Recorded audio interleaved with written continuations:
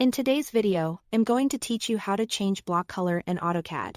If you've ever tried to recolor a block and only one instance changed while the rest stayed the same, this method will fix that by updating the block definition so every instance in your drawing follows along. Start by opening the block editor. The quickest way is to double-click the block in your drawing. You can also right-click the block and choose Block Editor.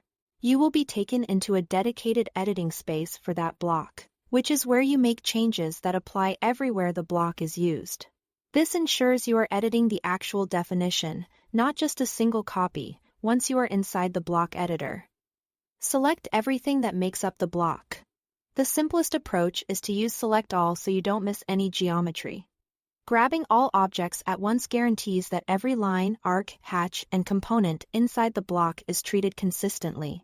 With everything selected, look at the Properties palette and change the color property to By Block.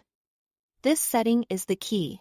By block means the objects inside the block won't carry a fixed, hard-coded color. Instead, they will inherit their color from the block reference itself.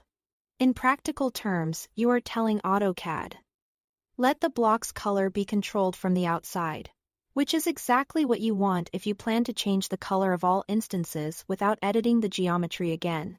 When that's done, close the block editor and save your changes. You'll be prompted to save the block definition. Confirm it so the update applies to every instance in the drawing. Back in the main drawing, click to select the block. First, in the Properties palette, set the block's color directly to whatever you need. All the internal objects you change to By Block will immediately adopt that color. Or, if you prefer layer-based control, place the block on a layer that has the desired color.